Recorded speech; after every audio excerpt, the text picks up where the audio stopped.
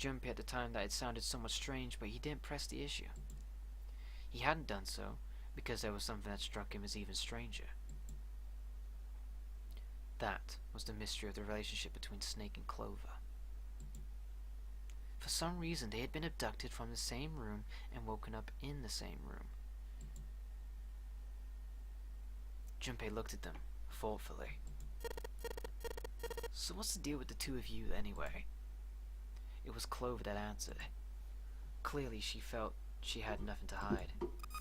We're siblings. Siblings? Yeah? Snake is my older brother, obviously. That means I'm his little sister. That really so hard to understand? Junpei was taken aback. The others seemed just as surprised. She is correct, of course. He laid his hand on Clover's shoulder. Are you surprised? Well, yeah, but... Why?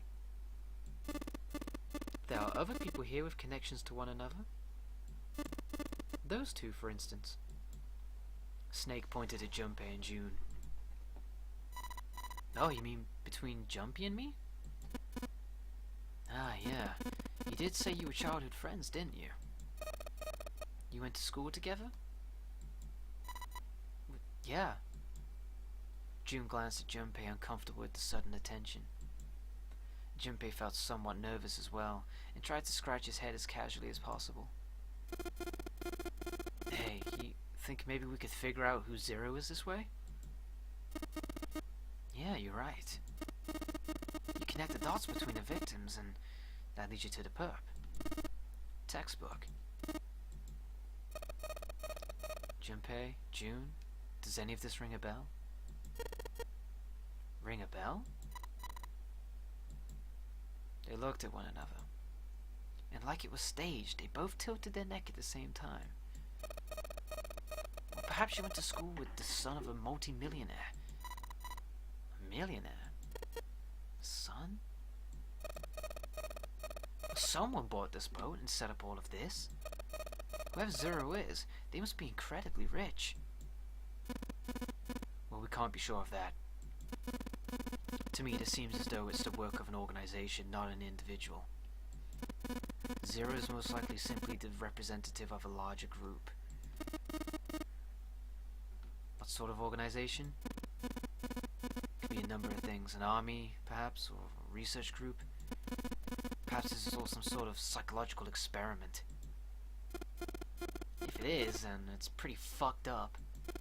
I mean, come on, the guy's dead. Oh god, the word dead hung in the air, heavy and ominous. The room was quiet again. I don't know who the hell this Zero asshole is, but I know for sure he's gotta be a pretty fucked up guy. If this was all one guy, then he's got some serious issues. There's just so many questions and no answers right now. Even with this specter of death hanging over them, their discussions continued for some time. In the end, however, they learned nothing. Great! Oh, you're fucking with me! By the time they finished, 1.5 of their 9 hours were gone. All they had to show for it was impatience. Man, look, we've only got 7.5 hours left, okay? You really sure you want to just sit around? No one was willing to argue this time. Very well then. There's only one way for us to proceed. Sure not gonna be fun running around knowing we gotta jump when Zero says jump. But stupid to just sit around here doing nothing. Thanks to Snake's card, at least we have some idea of how this all works. Correct, and so long as we follow the rules, we will most likely be alright. But what? Who's gonna go in which door? June looked toward the numbered doors. Oh yeah, that's right. We can't have any more than 5 people in one door. All 8 of us can't go in the same door. Then it would seem we would have to split up. Wait. Lotus looked terrified. I'm telling you now, there's no way in hell that I'm going into door 5. Come now, don't be selfish. Call me whatever the hell you want, I'm not going in there. If I'm going to have to walk through all that blood, then I'd rather stay here. We were doing so well. Ace shook his head sadly. Sorry, but I ain't going in there either. Someone else can go into door 5. Ah, Santa, not you too. Hey man, I just bought these shoes. If you think I'm getting some creepy dude's blood all over them, you got another thing coming. That was the last straw. What the hell, man? Weren't you the one who kept saying we should get going? Yeah, so? Doesn't mean I want to go into door 5. Oh, God. There was an awkward silence. Finally, Seven spoke. Fine, I'll go into door 5. I can't go in there alone, though. Anyone else wanting to come with me? There was another long silence. This time, Snake was the one to break it. I'll go. What? Don't worry, you'll be fine. We may part now, but I'm certain we'll meet again later. How do you know that? Because I do. That's not an answer. If you're going, then I'm going too. I'm going into door 5. What am I going to do with you? There's nothing you have to do. Ace stepped forward. If I join you, the problem is solved, correct? 7 is 7 and Snake is 2. If you had Clover's 4 and my 1, the digital route would be 5. Yeah, it works out. Ah, it works perfectly. The 4 of us can go into door 5. Wait. What about the other 4? What's their digital route gonna be? Junpei did a quick mental calculation. No, I didn't. Lotus, Santa, June, and Junpei remained. Their bracelets numbers were 8, 3, 6, and 5. 11, 17. Hold up. Yeah, 17, 22. So that would make me 4.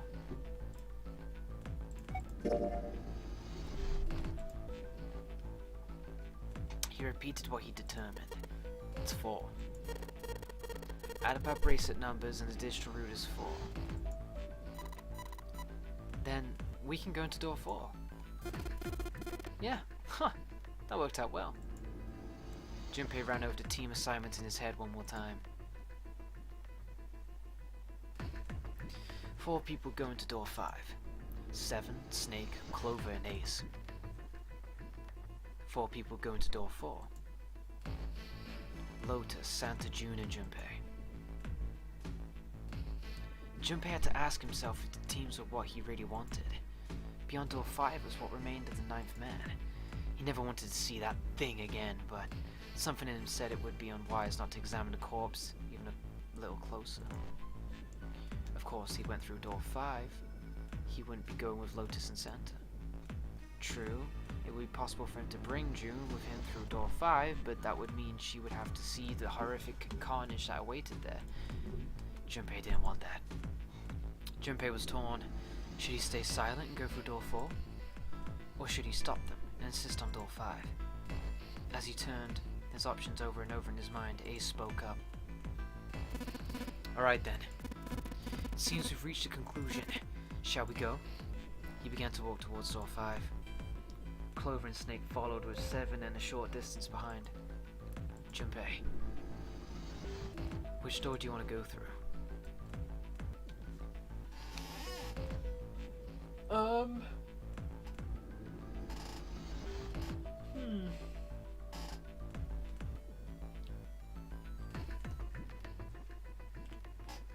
5.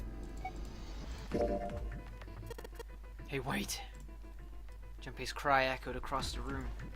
The 4 people walking toward the door stopped and turned back toward him.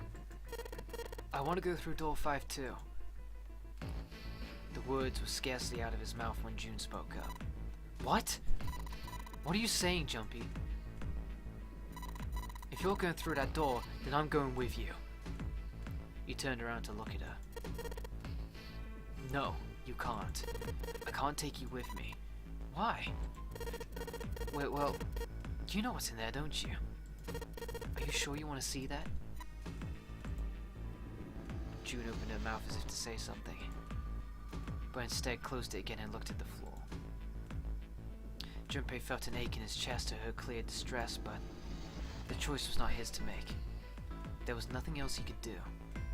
Junpei turned away from June, doing his best to silence the turbulent emotions. Please, let me go into door 5. Seven scratched his head and looked at the young man.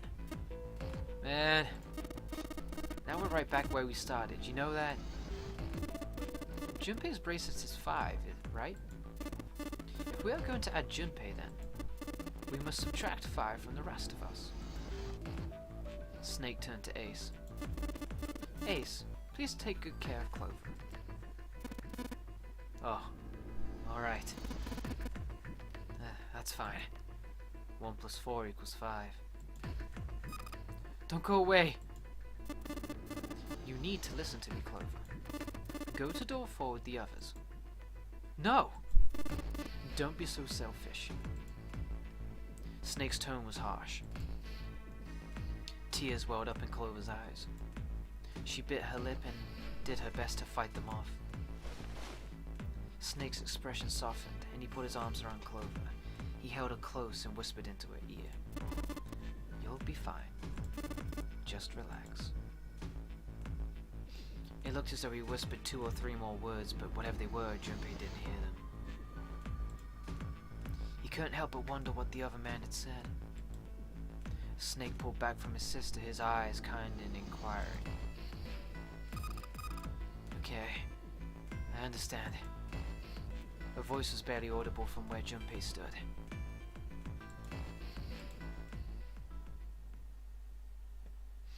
Before long, new teams were assembled. Those going to door 5. 7, Snake, and Junpei. 7 plus 2 plus 5 equals 14. 1 plus 4 equals 5. Those going to door 4. Lotus, Santa, June, Ace, and Clover. 8, 3, 6, 1, 4, 22. 2 plus 2 equals 4. 7, Snake, and Junpei scanned their numbered bracelets in quick succession. The screen of the red showed 3 asterisks. Alright then, let's go. Junpei glanced around one last time, his hand resting on the lever of the red. Okay, please be careful. Concern was written plainly across her face. Junpei looked her in the eye and gave what he hoped was a reassuring nod. He pulled the lever. Oh ho ho, here we go. With the sharp clack of the lock releasing, the door swung open. Ahead of him in the small hallway were the pitiful remains of the 9th man. For a moment, Junpei froze. Try as he might, his eyes would not leave that corpse, as his feet would not leave the floor. 7 too seemed paralyzed. Snake, on the other hand, seemed unconcerned. He walked calmly down the blood hallway and only stopped when he realized his companions weren't following. Do you intend to kill me? I assume you haven't forgotten the door only remains open for 9 seconds, have you? He hadn't even bothered to turn around. His head was at most slightly cocked toward one shoulder. Junpei and 7 looked at one another, nodded, and threw themselves through the door.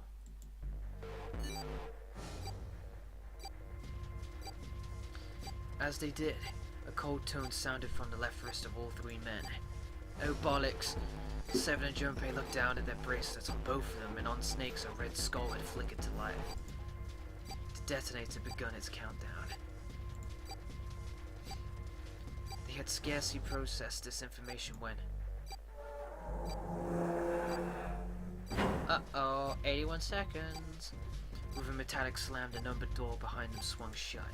Unless they could find a device that would deactivate the detonators on the wrists, they would not be leaving the hallway. Hey, where's the dead? The fear and urgency in Seven's face reflected what all three of them felt. Junpei spun around, searching desperately for the dead. He found it easily enough. It was on the wall next to the closed door labeled 5. I found it! Right here! Whew! As he yelled, he struck the scanner with his hand. The other two scrambled to follow suit. As soon as they finished, Snake threw the lever down. Sweet. Phew. Well, it looks like it stopped. As he spoke, Junpei wiped the sweat from his forehead with a trembling hand. Goddamn thing's gonna give me a heart attack. A muscle stood out in Seven's neck and the corners of his mouth were twitching. Junpei, are you alright? You guys okay? They could hear anxious voices, muffled but distinct, from the other side of the door. Yeah, we're fine. The detonators have been deactivated. They heard relieved sighs, and even though through the door the three men could feel the tension disperse. Alright, we're moving on. Be careful, okay? Okay. They heard footsteps moving away, and before long, they were alone again. Junpei looked around. Ow! The hallway hit a dead end, 20 or 30 feet from where they stood. A thick iron wall blocked their way. Try as they might to force it, the wall refused to move. To the left, however, a wooden door that looked positively inviting by comparison. In the middle of it was a plaque that read First Class. First class cabin, huh? Well, it seems like it. Let's have a look then, shall we?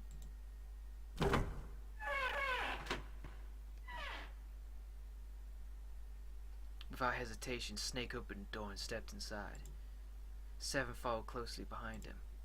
Junpei moved to follow them as well, but he stopped just short of the threshold and looked back, not knowing why. Ugh. Lying in the small hallway was a man's body, or at least what was left of it. He tried hard to avoid looking at the grisly scene, but it just wouldn't leave his mind. What had once been a man's internal organs now looked like so much vomit, as though something had chewed up and spit out the better part of his torso. It was hideous, but worse still, it was cruel. It was hard to believe that thing on the floor had once been human. The black pool of thick blood, the lumps of glistening flesh spread across the floor, the awkward twisted tangle of shredded intestines, the head wrenched to some grotesque unnatural position. The man's glasses lay next to his head. The lenses were cracked and the frame bent and distorted. This lay a bracelet, the number 9 still displayed on the face. Lastly, let us discuss how to remove the bracelets. There are only 2 ways to do so. 1, you escape from this ship. 2, your heart rate reaches 0. In other words, once the bracelet is taken outside the confines of the ship or detects that where his heartbeat has fallen to 0, it will shut down automatically. Ugh. Suddenly Junpei felt his stomach convulse and a knot of muscle gripped his throat. He clapped his hands over his mouth and ran to the first-class cabin.